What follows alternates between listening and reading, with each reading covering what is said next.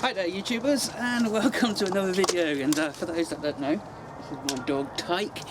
When you see me shooting sometimes I'll sort of like take a look over my shoulder before I start sighting. That's just to make sure that he's out of the way and he likes to come out with me. So that's enough.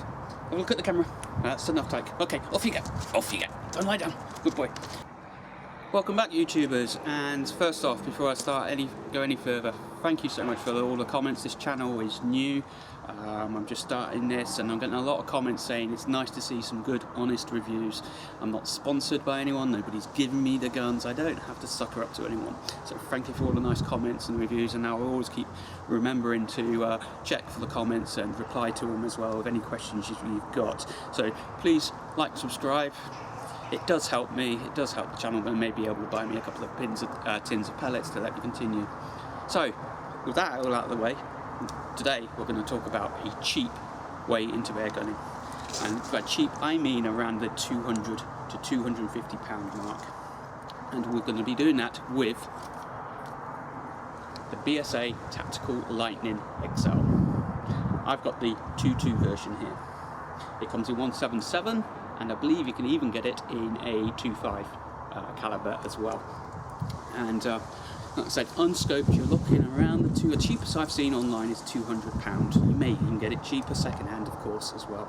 And that's unscoped. Now, I've paired this with a Nikko Sterling 4 to 12 to 50 scope on here. It's a Mount Master scope on here.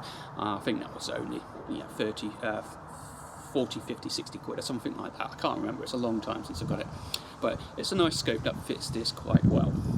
So what we got here is a nice synthetic tactical stock. It's supposed to be ambidextrous, but if we take a look, we can see that on this side, the raised lip, and if we turn it around this way, we can see a moulded in cheek guard on here. So yes, you could shoot this one left-handed if you wanted to, but ideally this one here is actually designed as a right-handed. I think you need to order it left or right for this particular type of rifle on here.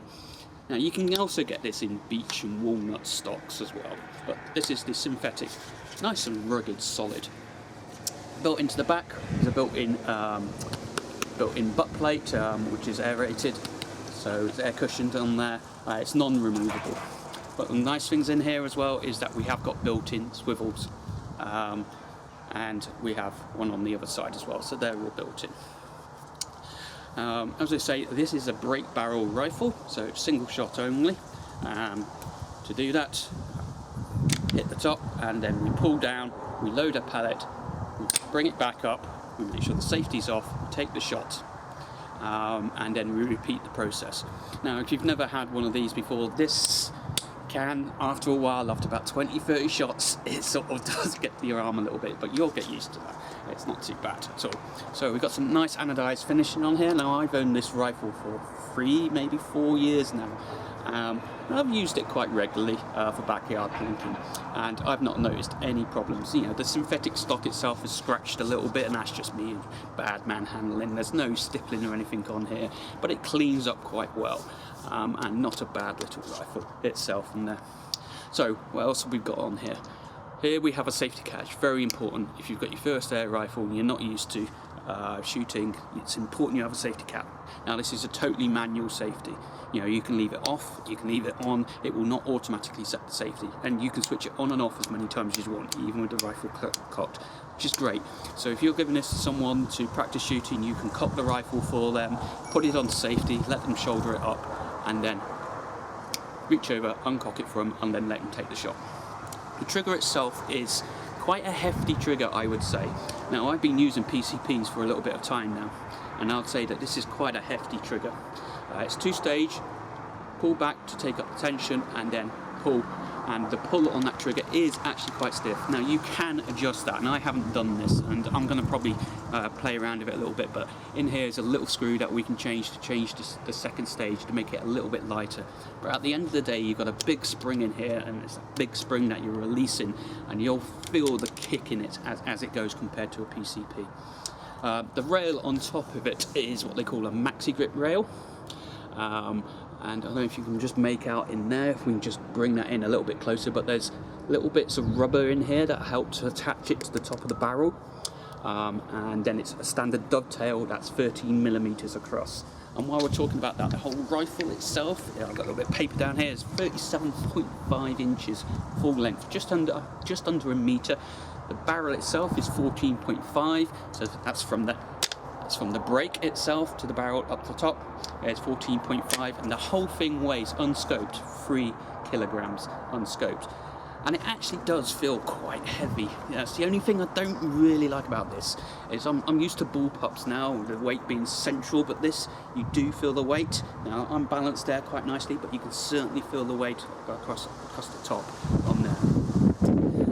Also built in is a silencer moderator built into the barrel. We can see that there. It does have this bit that comes off the end, and you can put, if you want, on there. I'll just unscrew that and take a look. We can put a secondary moderator on there as well. One thing I have noticed over the years of owning this rifle is that this tends to unwind. After about 20-30 shots, you'll feel it and it gets loose. So I find, just to make sure that now and then, just come in, tighten it up, or stick some Loctite on there if you're not planning to take it off and put any attachments on the end of it. I've not got around to doing that. It can be quite difficult for a first time user, especially when you're lying down to break this rifle. And after about 20-30 pumps, ladies, but after 20-30 pumps of pulling this, you then, first time you sort of get a bit of a sore arm, and you get used to that, and if anything, it's good for the exercise. So what's the report like on this? Well, we shouldn't really do this, but I'm going to fire it empty, just so you can hear empty. And we'll fire, safety off.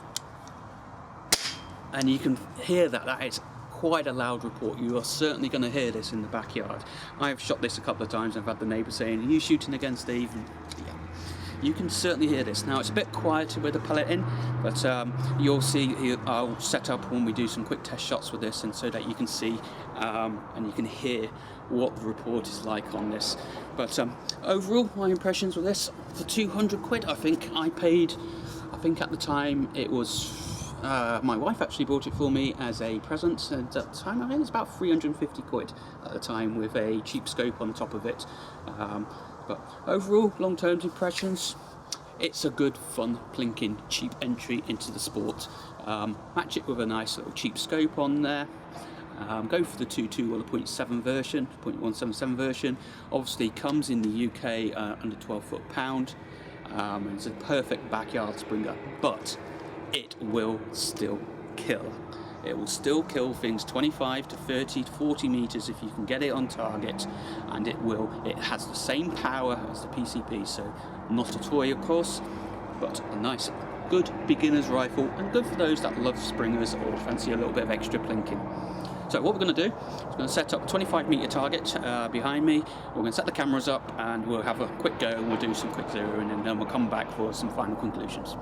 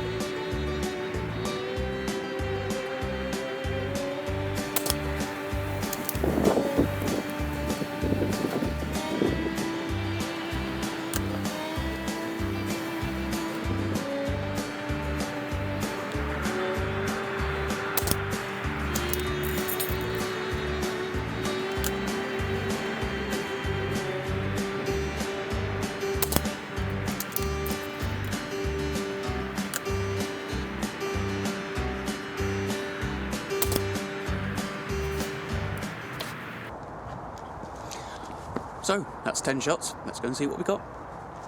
So how did we do? Well, I've not shot this rifle for at least 6 months, Springer.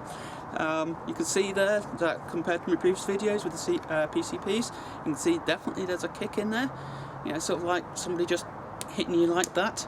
You can feel it, and obviously having to break the barrel, get back into position, line up, etc.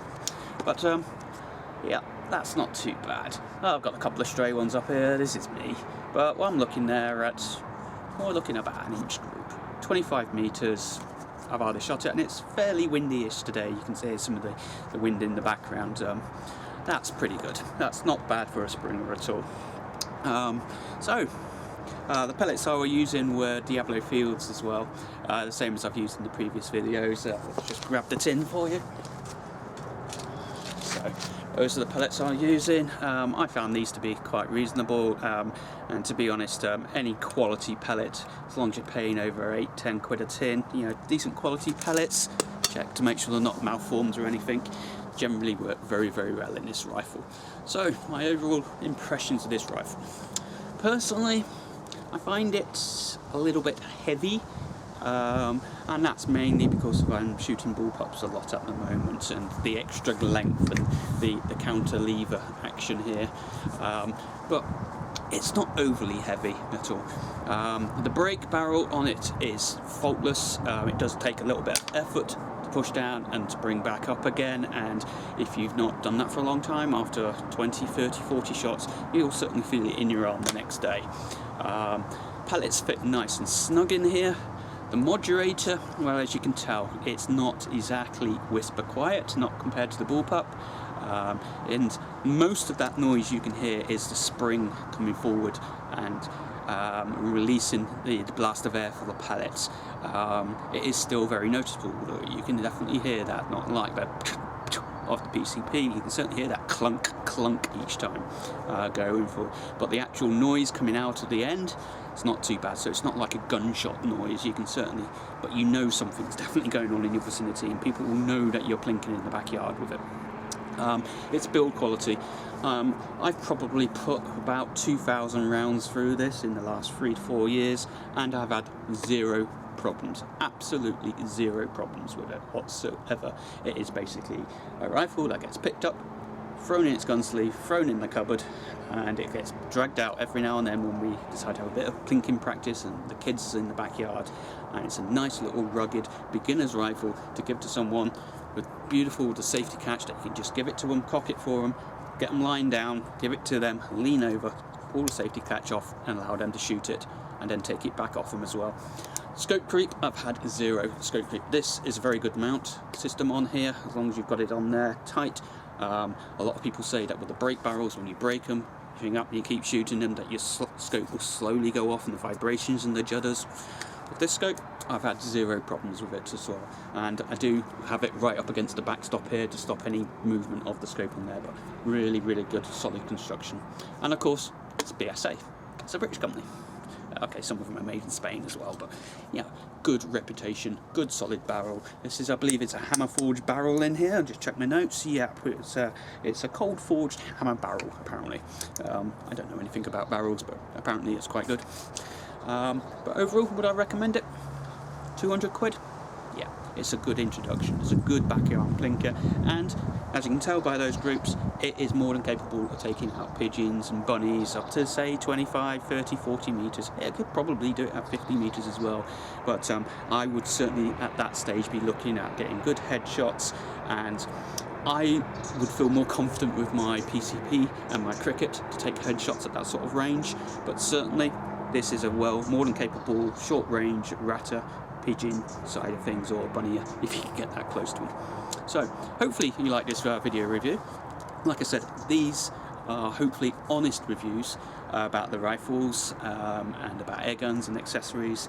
I'm not getting paid to do it, so please like, subscribe, and I'll try to keep producing some more of these videos, hopefully. Thank you very much.